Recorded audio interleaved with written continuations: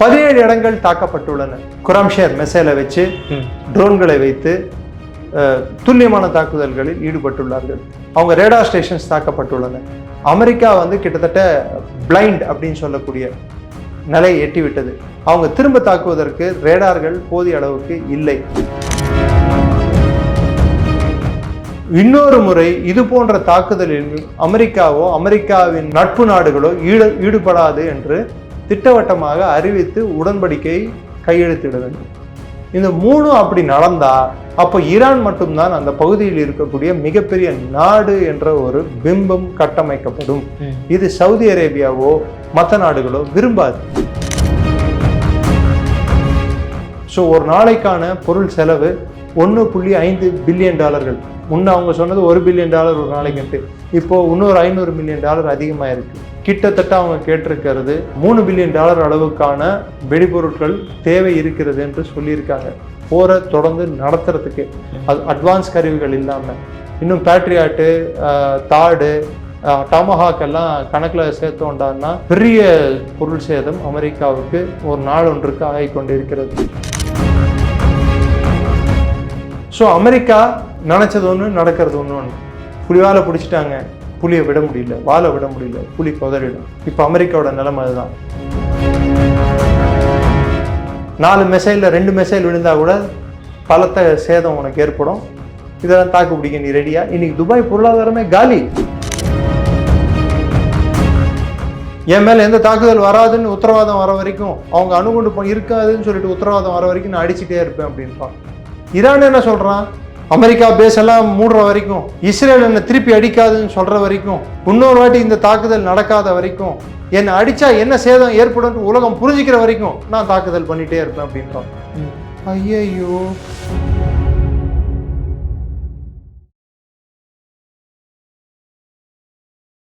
இளைய பாரத நேயர்களுக்கு வணக்கம். இன்னைக்கு நம்ம நேர்களில் நம்ம சிறப்பு விருந்தினர் டிஃபென்ஸ் எக்ஸ்பர்ட் நம்ம டாக்டர் நிரஞ்சன் சார் அவர்கள் தான். ஸோ அதே மாதிரி நம்ம பல காணொலிகளில் பார்த்தோம், அவர் மேப்பை வச்சு எவ்வளோ கிளியராக எக்ஸ்பிளைன் பண்ணார் அப்படின்ட்டு. ஸோ அதே மாதிரி இன்றைக்குமே இப்போ வார் சிச்சுவேஷன் எப்படி போய்கிட்டு இருக்கு அப்படின்ற மாதிரி எக்ஸ்பிளைன் பண்ணுறதுக்காக திரும்ப நம்மளோட இணைஞ்சிருக்காரு. சார் வணக்கம் சார். ஜெய் வணக்கம். ஜெயின் சார். இப்போ புதுசாக வந்திருக்கக்கூடிய லீடர், அது அவருடைய சன்னா இருக்கிறவர் அவர் சொல்லியிருக்காரு, என்னென்ன அதாவது கல்ஃப் கண்ட்ரிஸ் எல்லாம் பேஸ் கொடுக்குறத நிப்பாட்டிருங்க, இல்லைன்னா மறுபடியும் மேற்கொண்டு இதே விஷயம் தான் நடக்குன்ற மாதிரியே அவரும் சொல்லியிருக்காரு சார். ஸோ இப்போதைக்கு வார் அவர் போருக்கான நிறுத்துவதற்கான 3 கண்டிஷன் மெசூத் பெஷஸ்கியான் அவர் என்ன சொன்னார்னா 3 கண்டிஷன் போட்டார். 1, இந்த அரசின் லெஜிட்டிமசி, அதாவது இந்த அரசோட அங்கீகாரத்தையோ ஆட்சி புரியும் தன்மையோ கேள்வி எழுப்புவதற்கான அங்கீகாரம் அமெரிக்காவுக்கு இல்லை, கேள்வி எழுப்பக்கூடாது முதல். 2வது கண்டிஷன், இந்த ஆட்சி அதாவது நாங்கள் என்ன ஆட்சி புரிகிறோமோ எங்கள் ஆட்சி மீது நடந்த தாக்குதலுக்கான அந்த பாதிப்புகளுக்கான தொகையை, ரெப்பரேஷன் அப்படின்வாங்க, எங்களுக்கு ஏற்பட்ட சேதத்துக்கான தொகையை நீங்கள் திருப்ப அளிக்க வேண்டும். இஸ்ரேலும் அமெரிக்காவும் அதை கட்டணும், இழப்பீடு, நஷ்டஈடு.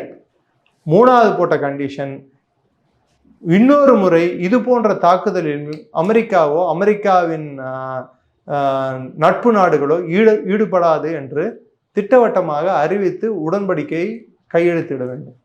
இந்த 3 அப்படி நடந்தா என்ன நடக்கும்னு நான் சொல்றேன். அப்போ ஈரான் மட்டும்தான் அந்த பகுதியில் இருக்கக்கூடிய மிகப்பெரிய நாடு என்ற ஒரு பிம்பம் கட்டமைக்கப்படும். இது சவுதி அரேபியாவோ மற்ற நாடுகளோ விரும்பாது.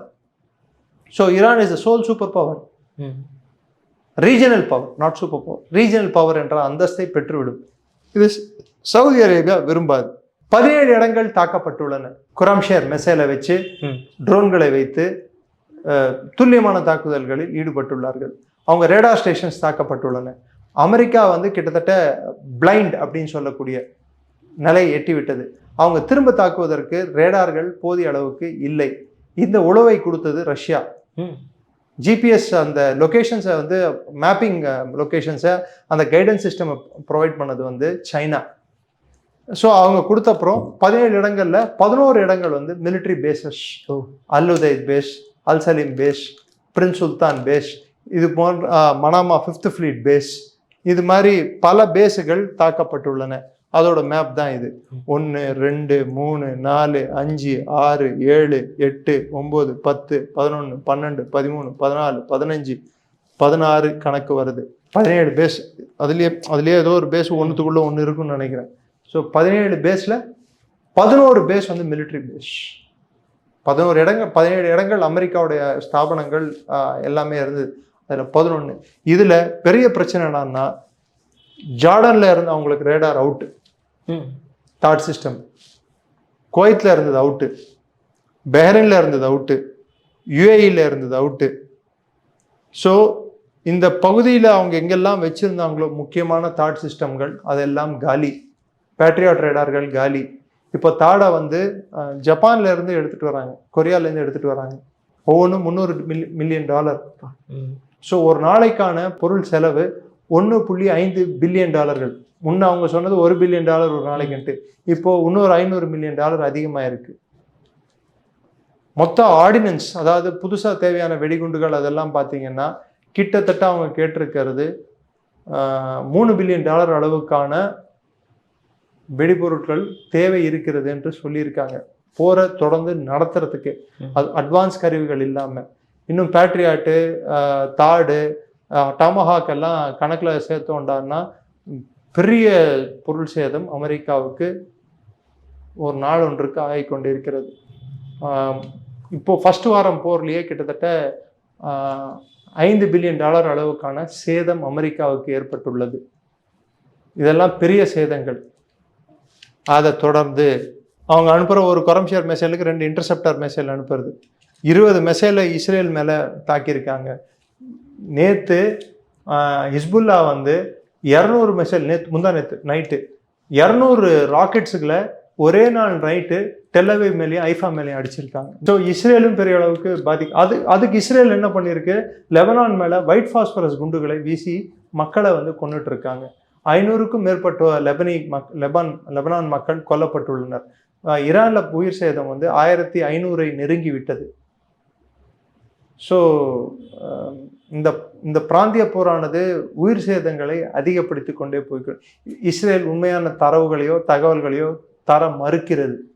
இதுதான் உண்மை. அதனால தான் கிடான் சார் அவங்களோட ஃபாரின் மினிஸ்டரே வந்து ஒரு டைமில் என்ன சொன்னார், இது நீண்ட நாள் போரா நீடிக்கிறதுக்கான வாய்ப்பு இல்லை அப்படின்னு சொல்லிட்டு சொல்ல வேண்டிய காரணம் இதுதான். Iran is about to learn why America doesn't have free health care. Free health கேர்னா ஏன் வந்து இலவசமான ஹெல்த் கேர் இல்லை அப்படின்னு சொல்லிட்டு எதுக்கு தெரிய வரும்டானே, இது மாதிரி தேவையற்ற போர்களில் உயிர் சேதம் நடந்துட்டு இருந்தால் சும்மா ஹெல்த் கேர் கொடுத்தா நாடு திவால் ஆகிடும் அப்படின்னு சொல்கிறதுக்காக தான் இல்லைன்னு சொல்லிட்டு கிண்டல் அடிக்கிறாங்க அவங்க. அமெரிக்க மக்கள் போடுற போஸ்ட் இது. இன்னைக்கு இருக்கக்கூடிய நிலைமையில இந்த போரை அமெரிக்காவில் இப்போ ஒரு போல் எடுத்திருக்காங்க, கருத்து கணிப்பு. அதன்படி எத்தனை பேர் இந்த போரை ஆதரிக்கிறார்கள், எத்தனை பேர் இதற்கு எதிராக நிற்கிறார்கள், எத்தனை பேர் வந்து அத்தரப்பும் இத்தரப்பும் இல்லாம மதில் மேல் பூனை போல் எத்தனை பேர் இருக்காங்கன்னு பார்த்தீங்கன்னா 53% வந்து எதிர்க்கிறாங்க, 40% வந்து ஆதரிக்கிறாங்க, 7% வந்து தெரியல அப்படின்றாங்க. இதுல டெமோக்ராட்ஸோட சதவீதம் பாருங்க, 89, கிட்டத்தட்ட 90%. 90% டெமோக்ராட்ஸ் வந்து இதை எதிர்த்துட்டு இருக்காங்க. இண்டிபெண்டன்ஸ், அதாவது இந்த பக்கம் அந்த பக்கம் சாயாம கடைசி ஸ்டேஜ்ல தீர்மானிக்கக்கூடியவர்கள் 60% இதை எதிர்க்கிறாங்க. ரிப்பப்ளிகன்ஸ் மாத்திரம்தான் 85% இதை சப்போர்ட் பண்றாங்க, இந்த போரை சப்போர்ட் பண்றாங்க. ஸோ இதுதான் இப்ப இருக்கக்கூடிய சூழல், அமெரிக்காவோட உள்நாட்டு சூழல். கிறிஸ் மர்ஃபின்னு சொல்லிட்டு ஒரு டெமோக்ராட் வந்து அவர் ஃப்ளோர்ல ஒரு ரெசல்யூஷன் மூவ் பண்ணும்போது அவர் என்ன சொல்லியிருக்கார், யூடியூப்லயே இருக்கு, இது அவைலபிள், நீங்க பாத்தீங்கன்னா கண்ணை திறந்து பாரு, ஈரான் போர்லேருந்து ஆப்கானிஸ்தான் போர்லேருந்து நீ என்ன கற்றுக்கிட்டேன்னு எனக்கு தெரியல. ஈரான் வாரை பற்றி பேசும்போது learn nothing from Iraq and Afghan nightmare. நைட்மேர்னா அதுலேருந்து சந்தித்த விளைவுகளிலிருந்து நீ ஒன்றுமே கற்றுக்கல, அதனால தான் ஈரான் மேலே தேவையற்ற போரை நீ பண்ணிட்டு இருக்கேன்ட்டு இது யுஎஸ் காங்கிரஸில் பேச்சு. ஸோ அமெரிக்கா நினச்சது ஒன்று, நடக்கிறது ஒன்று. புலிவாலை பிடிச்சிட்டாங்க, புலியை விட முடியல, வாழை விட முடியல, புலி கொதறிடும். இப்போ அமெரிக்காவோட நிலைமை அதுதான். இப்போ அரேபியன் பெனின்சுலாவில் இருக்கிறவன், டேய் நீ தானே ஸ்டார்ட் பண்ண, ஒழுங்கா முடிச்சு வச்சுட்டு போ. அவன் ஆல்ரெடி சும்மாவே அடிப்பான், இப்போ சொல்லி சொல்லி அடிப்பான் திரும்பி, நீயே முடி அப்படின்னு சொல்லிட்டு அவன் சொல்கிறான். இஸ்ரேல் என்ன சொல்கிறான், நான் எப்படி முடிக்கிறது, நான் எந்த காரணத்துக்காக முடிக்கிறது, என்னால் முடிக்க முடியாது, போ சாமி. என் மேலே எந்த தாக்குதல் வராதுன்னு உத்தரவாதம் வர வரைக்கும், அவங்க அணுகுண்டு இருக்காதுன்னு சொல்லிட்டு உத்தரவாதம் வர வரைக்கும் நான் அடிச்சுட்டே இருப்பேன் அப்படின்றான். ஈரான் என்ன சொல்கிறான், அமெரிக்கா பேஸ் எல்லாம் மூடுற வரைக்கும், இஸ்ரேல் என்னை திருப்பி அடிக்காதுன்னு சொல்கிற வரைக்கும், இன்னொரு வாட்டி இந்த தாக்குதல் நடக்காத வரைக்கும், என்னை அடித்தா என்ன சேதம் ஏற்படும் உலகம் புரிஞ்சுக்கிற வரைக்கும் நான் தாக்குதல் பண்ணிகிட்டே இருப்பேன் அப்படின்றான். ஐயையோ, தெரியாமல் இத்தனை ஏழ்றையை கூப்பிட்டு வச்சுட்டோமா நம்ம அப்படின்னு சொல்லிட்டு மிளி புதுங்கி உட்காந்துருக்காங்க. சரி, நான் ஒன்று கேட்குறேன் உங்களுக்கு, ஜேடி வேன்ஸ் எங்கே? ஒரு ப்ரெஸ் மீட் காணோம், ஒன்றும் காணோம். துளசி கபாட் எங்கே? அவங்களோட டைரக்டர் ஆஃப் நேஷனல் இன்டெலிஜென்ஸ் யாரையுமே காணுமே. அதே மார்க்கோ ரூபியோ மாத்திரம்தான் அதிகம் வராரு. அது அவரை விட்டா பீட்டர் ஹெக்ஸத் வராரு. You are finished, I am ding. இன்னும் ஆர்னால்ட் ஷ்வார்ஸெனெகர் மாதிரி டையை கட்டிக்கிட்டு போஸை கொடுத்துட்டு இருக்காரு அவரு. நேற்று கெரால்ட் ஃபோர்டில் தீப்பற்றி எரிந்திருக்கு, அது ஏதோ தற்செயலாக நடந்திருக்குன்னு இவங்க சொல்லிக்கிறாங்க. அது எவ்வளோ தூரம் உண்மைன்னு தெரியல. இன்னொரு பக்கம் இன்னைக்கு டர்க்கியில் அமெரிக்க பேஸ் வந்து தாக்குதலுக்கு ஆளாக்கப்பட்டு உள்ளது. ஸோ தாக்குதல்கள் நாளுக்கு நாள் அதிகமாயிட்டே போகுது. இன்னொன்று பந்தர் அப்பாஸ்ன்னு சொல்லிட்டு ஒரு போர்ட் இருக்கு. ஈரான் மேப்பை எடுத்து போட்டிங்கன்னா உங்களுக்கு தெரியும். இந்த இருக்கு பாருங்க, ஷைபா, இதுதான் வந்து ஈரான் தாக்கிச்சு. இதுதான் நான் சொன்னது, 10 லட்சம் பேரல் ஒரு நாளைக்கு ப்ரொடியூஸ் பண்ண முடியும் இந்த ஆயில் ஃபீல்டுன்னு சொல்லிட்டு சவுதி அரேபியாவில் இருக்கிறது. இது கெர்க் ஐலாண்ட் ஆயில் ஃபெசிலிட்டி, ஈரானோட ஆயில் ஃபெசிலிட்டி. அதை மாத்திரம் ஏன் தாக்கிறதுக்கு இஸ்ரேல் முன் வந்தாலும் அமெரிக்கா பண்ணாதேன்னு ஏன் சொல்கிறான்? ஏன்னா அவன் திருப்பி மற்ற ஆயில் ஃபீல்டெல்லாம் அடிப்பான். அரபு நாடுகள் இது பண்ணனா அவன் அது பண்ணான்டான்னா திரும்பி தொலைச்சிட்டே ஒன்றுன்னு சொல்லியிருக்காங்க அமெரிக்காவில். அதெல்லாம் ஈரான் என்ன சொல்லுது, அவனை வெளியே பண்ணி பேச மூடி சாவியை பூட்டி நீ காட்டு எனக்கு, அப்போ தான் நிறுத்துவேன் அப்படின்றாங்க அவங்க. இல்லைன்னா கொரம்ஷியர் வந்துக்கிட்டே இருக்கும். அதாவது கைபர் ஷாக்கின், அது நான் சரமாரியாக விட்டுக்கிட்டே இருப்பேன், நீ அதை நிறுத்திக்கிட்டே இருப்ப. 4 மிசைலில் 2 மிசைல் விழுந்தால் கூட பலத்த சேதம் உனக்கு ஏற்படும். இதெல்லாம் தாக்கு பிடிக்க நீ ரெடியா? இன்னைக்கு துபாய் பொருளாதாரமே காலி. ஸோ இதுதான் இப்போ சூழல். இஸ்ரேல் வந்து எல்லாத்தையும் தாக்கணும்னு நினைக்கிறாங்க. அமெரிக்கா வந்து அதனால தான் WTFன்னு வேர்டு போட்டு அமிச்சாங்க. வாட் த எஃப் கேல முடியும் போட்டு என்னடா பண்ணி வச்சிருக்கீங்க அப்படின்னு சொல்லி கேட்டாங்க. இஸ்ரேலுக்கும் அமெரிக்காவுக்கும் ஒரே குறிக்கோள் கொண்ட போராக இப்பொழுது அது இல்லை. ஒரே குறிக்கோள் கொண்ட போராக இருந்திருந்தால் விஷயங்கள் வேற மாதிரியாக இருந்திருக்கும் என்பதுதான் என் பார்வை. இது புது இன்ஃபர்மேஷன். ஈரான் வந்து இப்பெல்லாம் என்ன பண்ணிட்டாங்க, சோஷியல் மீடியா பிளாட்ஃபார்ம்ஸை யூஸ் பண்ணி, குறிப்பிட்டு டெலிகிராமை யூஸ் பண்ணி, இஸ்ரேல் இராணுவத்தில் இருக்கும் அவர்களையே வந்து ஸ்பையா மாத்திட்டு வராங்க இவங்களுக்கு உழவு கொடுக்கறதுக்கு. இது வந்து 400% போன வருஷத்துல வந்து இந்த வருஷத்துக்கு ஏறி இருக்கு. இஸ்ரேலிக்களே அவங்க நாட்டை காட்டி கொடுக்கறது. ஸோ இது எதை 2 விஷயத்தை காட்டுது. அவங்க எவ்வளோ காசு கொடுத்து இவங்கள வாங்கியிருக்காங்கன்னு பார்த்தீங்கன்னா, வெறும் $2,500 ஒரு ஆளுக்கு செலவு செய்கிறார்கள். மிஞ்சி போனால் $3,000. அப்போ இஸ்ரேலோட பொருளாதாரம் எவ்வளோ பெரிய வீழ்ச்சியை சந்தித்துள்ளது என்பது நாம் புரிந்து கொள்ள முடியும். 25 பேர் கைது செய்யப்பட்டுள்ளனர். ஸோ ஈரானோட recruitment, most recruits for lured with மணின்னு சொன்னேன். நெக்ஸ்ட் இதுல யாரு? கிட்டத்தட்ட 90% யூதர்கள் தான் ஈரானுக்காக உளவு பார்க்குறவங்க. இது வரைக்கும் 25 பேர் கைது செய்யப்பட்டுள்ள. அதுல வந்து 21 வயது உள்ள ஒரு இஸ்ரேலி போர் வீரர் உட்பட, இராணுவ வீரர் உட்பட கைது செய்யப்பட்டுள்ளார்கள். So Iran has infiltrated into unbreakable Israeli military machinery. எல்லாமே மிகப்பெரிய இன்டெலிஜென்ஸ் அப்படிம்பாங்க. அவங்களுக்குள்ளேயே இன்டெலிஜென்ஸ் இல்லை, அவங்களோட ராணுவத்துக்குள்ள. பின்ன எப்போ பார்த்தாலும் சண்டை போட்டே இருந்தா அவன் மாத்திரம் என்ன பண்ணுவான்? சும்மா சண்டை. பொருளாதாரம் வேணும் இல்லை, 3 வருஷமா சண்டை போட்டு இருந்தா இது தேவையற்ற சண்டைகளில் அவங்க ஈடுபடுறதுனால அவங்க பொருளாதாரம் மிகப்பெரிய சரிவை சந்திச்சிருக்கு. 2வது, இந்த ஜென்ரேஷன் வந்து போற விரும்பாத ஜென்ரேஷனாக இருக்கு அங்கே இஸ்ரேலில். 3வது வந்து கான்ஸ்கிரிப்ட் ஆர்மி. இஸ்ரேலி ஆர்மி முழுமையாகவே ஆர்மி வந்து கான்ஸ்கிரிப்ட் ஆர்மி, மேண்டட்ரியாக அதாவது கம்பல்சரியாக இராணுவத்தில் அவங்க சேர்ந்து வேலை பார்த்தாகணும். உயிருக்கு உத்தரவாதம் இல்லாத வேலையில் எத்தனை பேருக்கு இஷ்டம் இருக்கும்? அதனால இதுதான் இப்போ இருக்கக்கூடிய சூழ்நிலை இஸ்ரேலில். இன்னொரு பக்கம் வந்து இஸ்மாயில் கானி அப்படின்னு சொல்லிட்டு குட்ஸோட ஜெனரல், குட்ஸ்ன்னா IRGCயோட வெளியமைப்பு, மற்ற நாடுகளில் ஆப்ரேஷன் பண்ணக்கூடிய அமைப்போட தலைவர் இஸ்மாயில் கானி அப்படின்னு சொல்லப்பட்டவர் கைது செய்த பிற்பாடு இஸ்ரேலுக்காக உளவு பார்க்கும் ஈரானியர்களோட சேஃப் ஹவுசஸ், அதாவது அவங்க பதுங்கி இருந்த வீடுகள் ரைட் செய்யப்பட்டுள்ளன, கொல்லப்பட்டுள்ளார்கள். இஸ்மாயில் கானியும் கொல்லப்பட்டிருக்கலாம் என்று தகவல்கள் தெரிவிக்கின்றன. இது பேரலா ஒரு இன்டெலிஜென்ஸ் வாரும் ஓடிட்டு இருக்கு. இஸ்ரேல் என்ன சொல்ல வருது, இந்த போர் எந்த கட்டத்தை வந்திருக்கு அப்படின்னு சொல்லி எடுத்து பார்க்கலாம். அவங்க சொல்றது ஈரானோட 60% மிசைல் டிஃபென்ஸ் வந்து டெஸ்ட்ராய்ட் அப்படின்னு சொல்லிட்டு. பிப்ரவரி 28 480 மிசைல் ஃபயர் பண்ணவங்க இன்னைக்கு வெறும் 40 மிசைல் தான் ஃபயர் பண்ணுறாங்க. ட்ரோன்ஸ் அன்னைக்கு 720 ட்ரோன்ஸ் லான்ச் பண்ணவங்க இன்னைக்கு 60 தான் லான்ச் பண்ணுறாங்க. இது ரெண்டு விதமாக எடுத்துக்கலாம். ஈரானோட பலம் குறைஞ்சதாகவும் எடுத்துக்கலாம், எதிரியோட தாக்க வேண்டிய இடங்கள் குறைஞ்சதாகவும் எடுத்துக்கலாம். தாக்கிறதுக்கு இடம் இருந்தால் தானே அவங்க அடிக்கிறதுக்கு தேவை இருக்கும். ஸோ அப்படியும் எடுத்துக்கலாம். எப்பயுமே வந்து ஸ்டார்டிங் நல்லா இருக்கும், அதுக்கப்புறம் ஒரு தோய்வு நிலை 2 சைடும் எட்டிடும். இது போன நாள் 12 நாள் போர்லேயே இதை நம்ம பார்த்தோம். போன ஜூனில் நடந்த போர்லேயே, மேல நடந்த போரில் இது அதோட தொடர்ச்சியாக தான் இது நடந்துட்டு இருக்கு. இதுவும் one form of information warfare தான் இஸ்ரேல் நடத்திட்டு வருது. அதே ஈரான் சைட்லேருந்து எடுத்து பார்த்தோம்னா ஈரான் வந்து இப்போ துல்லிய தாக்குதல்களை அதிகப்படுத்தி இருக்கிறதா தான் தகவல்கள் சொல்லுது. சேதங்கள் வந்து தன்மை வந்து பெருசாகிட்டே போகுது. ப்ரெசிஷன் கைடட் அட்டாக்ஸ், அதாவது எந்த இலக்கை அடிக்கணுமோ அந்த இலக்கை மாத்திரம் அடிக்கிறாங்க, சரமாரியாக எல்லா இடத்தையும் போட்டு அடிக்கிறது இல்லை. ஸோ அவங்க தாக்குதல் முறை வித்தியாசப்படும் போது அவங்க தாக்குதலோட எண்ணிக்கை குறைய தான் செய்யும். இது என்னன்னு பார்த்தீங்கன்னா, அமெரிக்காவில் அவங்க வந்து செய்த உள்நாட்டிலேயே காங்கிரஸ் செய்த சமிக்கையின்படி அவங்களே ஒத்துட்டு இருக்கிறது, அமெரிக்காவோட இராணுவத்தோட தவறின் காரணமாகத்தான் 135 குழந்தைகள் கொல்லப்பட்டனர் அப்படின்னு சொல்லிட்டு அவங்களே ஒத்துக்கிட்டு இருக்காங்க.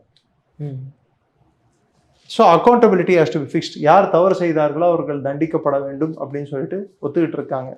இது வந்து பிரான்ஸோட ஏஜென்சி தான் இந்த இன்ஃபர்மேஷனை கொடுத்துருக்கு. நியூயார்க் டைம்ஸில் வந்து இது வந்திருக்கு. நியூயார்க் டைம்ஸ்லேயே போட்டாங்க. ஸோ நான் வந்து தரவில்லாமல் நான் சொல்லலை, அதுக்காக நான் சொல்கிறேன். நெக்ஸ்ட், ஸோ இப்போ இதெல்லாம் இப்போ இருக்கக்கூடிய சூழல் என்ன, இதெல்லாம் நம்ம பார்த்தோம். அடுத்து நான் சொல்ல வேண்டியது இந்தியாவோட ஆயில் தேவை எவ்வளோ. ஆயில் வந்து இந்தியா கிட்டத்தட்ட கேஸ் எல்என்ஜி ஒரு வருடத்துக்கு 33 மில்லியன் மெட்ரிக் டன் அளவுக்கான கேஸ் நமக்கு தேவை, எரிவாயு தேவை. அதில் 12.8 மில்லியன் மெட்ரிக் டன் உள்நாட்டிலேயே உற்பத்தி செய்யப்படுகிறது, அதாவது 33%. 67% வெளிநாட்டிலேருந்து நம்ம வாங்கிட்டு இருக்கோம். அதுலேயும் 90% கத்தார்ல இருந்து இந்த பர்ஷியன் கல்ஃப்ல எல்லாம் வருது. அதான் இஷ்யூ ஆயிருக்கு. அதனால தான் இப்போ இந்த இஷ்யூ ஆயிருக்கு. அதை டைவர்சிஃபை செய்யும், அதாவது மற்ற இடங்கள்ல இருந்து வாங்கும் வண்ணத்தில் இந்த அரசு அல்ஜீரியாவுடன் முன்னாடியே போட்டிருக்க வேண்டியது என்னன்னா, முன்னாடி தேவையில்லை, இது மாதிரி போர் வரும்னு நம்ம நினைக்கல. அல்ஜீரியாவோட யுஎஸ் கூட ஆல்ரெடி இருக்கு, கனடாவோட, நார்வேயோட, ஆஸ்திரேலியா கிட்ட, ரஷ்யா கிட்ட, இவங்க கிட்ட எல்லாம் வந்து நம்ம எல்என்ஜி வாங்க போறோம். டொமஸ்டிக் சிலிண்டர்கள் சப்ளை நிறுத்தப்பட மாட்டாது, அதே அளவுகோலில் மெயின்டைன் செய்யப்படும். கமர்ஷியல் சிலிண்டர் சப்ளை வந்து விலை உயர்வு இருந்தால் கூட அதுவும் வந்து 100% மெயின்டைன் செய்யப்படும். அடுத்து சிஎன்ஜி சப்ளை 100% மெயின்டைன் செய்யப்படும். இங்கே இருக்கிற மெத்த படித்த மேதாவிகள் சிலிண்டரை தூக்கிட்டு சிஎன்ஜி அவுட்லெட்டுக்கெல்லாம் கூட ஓடுறாங்க. அதுக்கு இதுக்கு வித்தியாசம் இருக்குது, ஆனால் அது கூட தெரியலை பாவம். அது இல்லாமல் இன்னொரு பக்கம் பார்த்தீங்கன்னா, ஆலைகளுக்கு கொடுக்க வேண்டிய கேஸ் சப்ளை வந்து 100% கொடுக்கறதுக்கு பதிலாக 80% தான் கொடுக்க போகிறாங்க. அதே போல் ஃபர்டிலைசர் இண்டஸ்ட்ரீஸுக்கு 100% கொடுக்கறதுக்கு பதிலாக 70% கொடுக்க போகிறாங்க. இன்னும் 7 10 நாட்கள் வரை இந்த தட்டுப்பாடு இருக்கும். அதுக்கப்புறம் மெதுவாக இது குறையக்கூடும். 1000 கப்பல்கள் கிட்டத்தட்ட இந்த பிரச்சனையால் தேங்கி கிடக்கின்றன உலகம் ஃபுல்லா. இதை போர் இன்னைக்கு நின்னா கூட ஸ்டெபிலைஸ் ஆகிறதுக்கு 14 15 நாள் குறைந்தது ஆகும். ஸோ இதெல்லாம் உடனே நடந்துடும் நீங்க நினைச்சீங்கன்னா உடனே நடக்காது. நான் சொன்னேன் பார்த்தீங்களா, ஹிஸ்புல்லா அடிச்சிருக்குன்னு சொல்லிட்டு, அதோட ப்ரூஃப் இது. ஜெருசலம் போஸ்ட் நான் சொல்ல, ஜெருசலம் போஸ்ட் சொல்லுது. நான் கற்பனையோட நான் போடல எதையும். இஸ்ரேல் அப்படின்னு சொல்றவங்க, ஈரான் அப்படின்றவங்க, அவங்களுக்கு எல்லாருக்கும் இதை பார்த்து புரிஞ்சுக்கோங்க சாமி. தரவு முக்கியம், வரலாறு முக்கியம். அமைச்சரே சார், உங்கள் அற்புதமான கருத்துக்கள் இளையப்பனோட வந்திருக்கு. மிக்க நன்றி சார். நன்றி. ஜெயந்த்.